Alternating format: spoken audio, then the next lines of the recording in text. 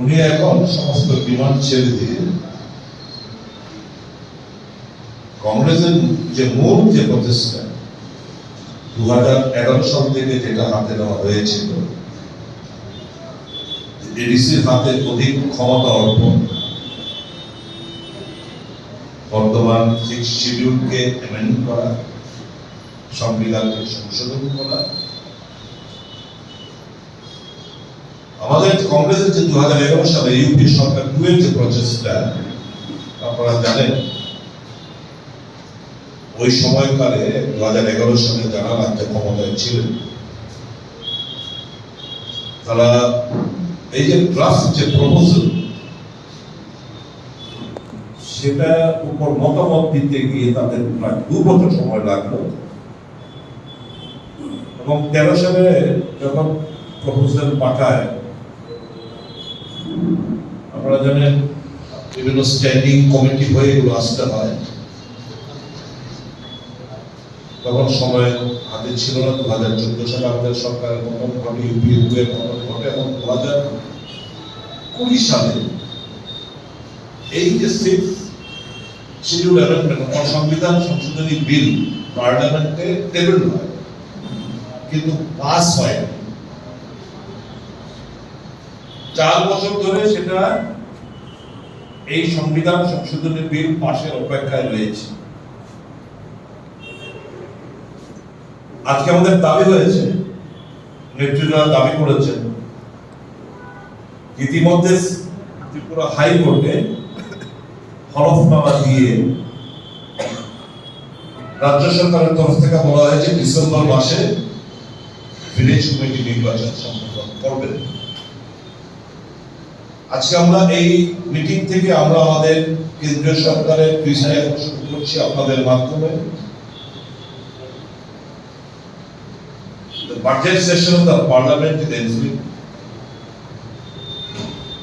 এই বাজেট সেশনে যেন 125তম সংবিধান সংশোধনী বিল যেন পাস করা হয়, which will enable the government to go for 3-tier village committee election in the ADC area. Thereby, এই যে একটা disparity so far as fund flow is concerned, সমতলে ত্রিস্তর পঞ্চায়েত ফান্ড ফ্লো হচ্ছে, পঞ্চায়েত সমিতি, জেলা পরিষদ। যদি সংবিধান সংশোধনী বিল না হয় ডিসেম্বর মাসে আবার single tier panchayat village committee অনুষ্ঠিত হবে। কাজে আজকে one of the resolution of the Adivasi Congress কমিটির মিটিং এ এটাই হচ্ছে যে আমরা দাবি জানাচ্ছি কেন্দ্রীয় সরকারের কাছে এবং রাজ্য সরকার যেন এটা বিলম্বে টেক আপ করে, যাতে এই এনসুইং যে বাজেট সেশন এই মাসের 23-24 তারিখ থেকে যেটা শুরু হতে যাচ্ছে, তাতে যেন এই সেশনে যেন 126 অ্যামেন্ডমেন্ট বিল যেন পাস করা হয়। এখন দেখলাম প্রদ্যুৎ কিশোর দেববর্মা সাহেব, সাধুবাদ জানাবো যে উনি পুরা অবাস্তব ডিমান্ড থেকে হয়তো সরে এসেছেন, যে আদায় প্রবল ডিমান্ড থেকে সরে এসেছেন, যে ত্রিপুরা ভাগ করার যে ডিমান্ড এটা থেকে সরে এসেছেন। উনি উপলব্ধি করেছেন ত্রিপুরাল্যান্ড কিংবা গ্রেটার ত্রিপুরাল্যান্ড ভৌগোলিক অবস্থানের কথা মাথায় রেখে এটা কোনোদিনও ত্রিপুরা রাজ্যে সম্ভব না। His purpose was to mislead the people and he misled and he acted whatever he could. Tripura জাতি বানিয়ে রাজনৈতিক লাভালাভ সিদ্ধি করেছেন ঠিকই, কিন্তু সত্যিকার অর্থে we are concerned for the socio-economic and political upliftment of the indigenous people of the state of Tripura. It is the Congress party which has been raising this demand again and again, not only in the state level but even at the national level. আমরা আজকে এই মিটিংগুলোতে এই ব্যাপারগুলোতে discussion হয়েছে এবং পঞ্চায়েত নির্বাচন, panchayat election, state election commissioner আর ঠুলো জগন্নাথের ভূমিকা ন্যায়সঙ্গত ডিমান্ডগুলো কর্ণপাত করছেন না।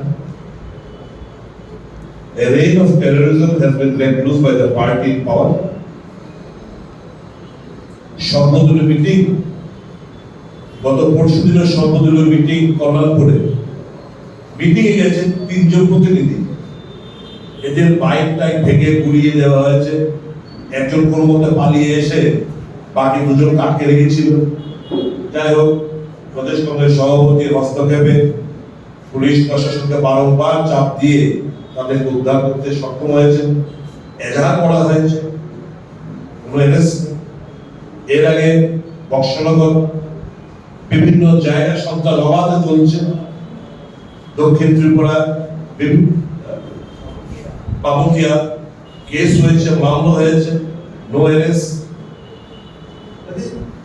বাধারঘাট আপনারা যারা কিছু করে বললো আমতলিতে ডেপুটেশন দিয়ে কোনো কিছু নেই। এই একটা এরকম অ্যাটমসফিয়ারে তাদেরকে সুযোগ পাইয়ে দিতে গেছে স্টেট ইলেকশন কমিশন এই জিনিসগুলো করছে।